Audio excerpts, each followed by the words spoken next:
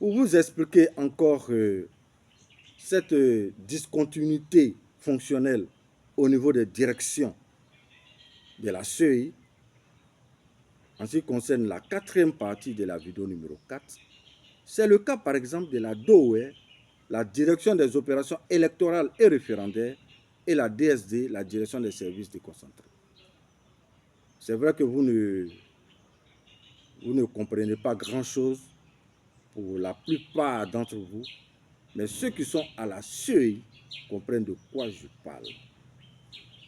Mais si vous prêtez attention, que vous suivez le raisonnement, vous allez comprendre. Ce n'est pas difficile.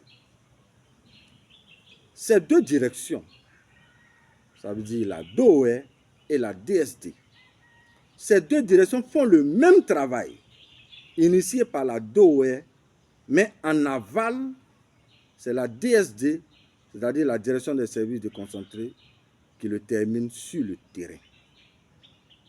La DSD est la continuité de la DOE sur le terrain selon ses attributions.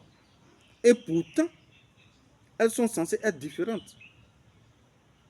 Ce qui fait que la DSD n'a pas d'attribution claire et propre à elle, car ses attributions sont contenues dans celles de la DOE. Et pourtant, ce sont deux directions différentes, selon l'organigramme établi par la CEI. De ce fait, sur le terrain, les instructions données par la DSD ne sont pas prises en compte par les agents de la DOE. Et je vous rappelle que la création des directions ou des services est basée sur le principe de la particularité singulière de leur gestion. La création des directions ou des services dans toute administration est basée sur le principe de la particularité singulière de leur gestion. C'est pour cette raison que nous avons proposé de transformer la DSD, la direction des services déconcentrés, en SDFSEC. Ça veut dire la sous-direction des études, de la formation, du suivi, de l'évaluation et du contrôle, et la relier à la DOE, qui deviendra à son tour la DLTOER, c'est-à-dire la direction logistique et technique des opérations électorales et référendaires. Ainsi, ce cas-là sera réglé. Le cas de la sous-direction logistique et la sous-direction des moyens généraux. Pour montrer encore cette discontinuité dans la collaboration entre les sous-directions. La sous-direction des moyens généraux fait des achats de matériel pour les mettre à la disposition de la sous-direction logistique, sans même la consulter ou lui proposer les fiches techniques du matériel correspondant aux exigences voulues sur le terrain. Ce qui fait que nous avons dans nos entrepôts des milliers de matériels obsolètes en un temps record ou non utilisés.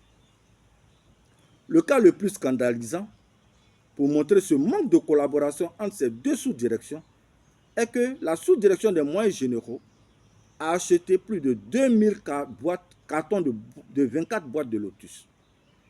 Je reprends.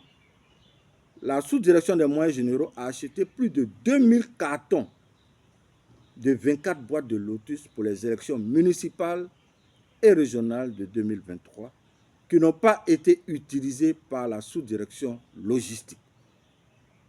C'est donc pour éviter tous ces achats inefficaces et pour rendre les deux sous-directions plus opérationnelles que nous avons proposé de détacher la sous-direction des moyens généraux de la DAF pour la rattacher à la direction des opérations électorales et référendaires ou à la direction logistique et technique des opérations électorales et référendaires.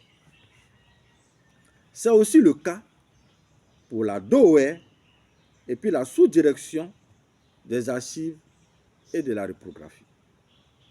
Le service de la reprographie qui ne fait seulement que mettre sur papier le travail initié et exécuté par les services de la DOWER, mais qui n'est pas sous sa responsabilité et est rattaché directement à la présidence pour des raisons qui ont été invoquées dans la vidéo numéro 3, ne permettant pas à la DOWER d'apprécier son propre travail initié, qui est l'établissement de la liste électorale.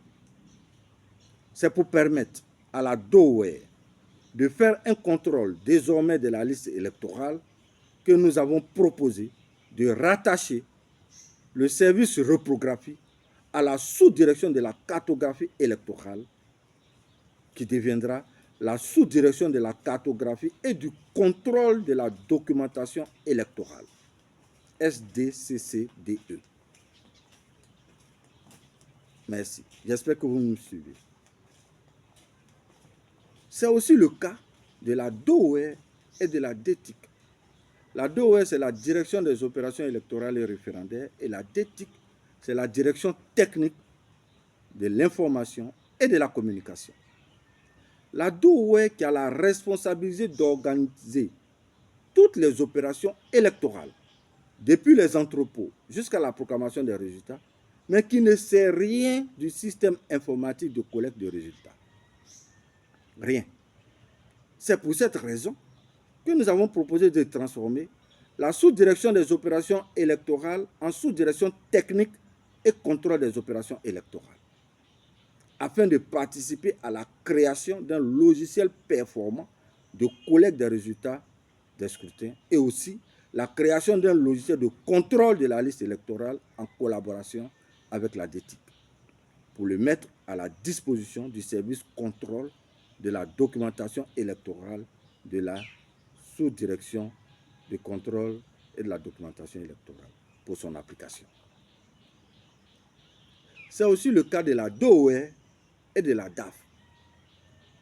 La DAF qui s'octroie unilatéralement le droit de contrôler un TDR venant de la DOWER sans en avoir les compétences requises et faire une proposition auprès du secrétariat général.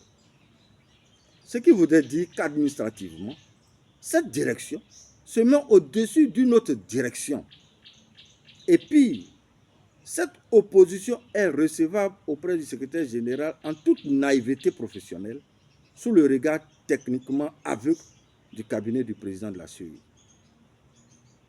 Aussi, cette même direction, la DAF, s'auto-saisit d'un dossier qui subit une procédure de licenciement d'un agent de la DOWER sans en donner à la DOWER son droit à l'initiative.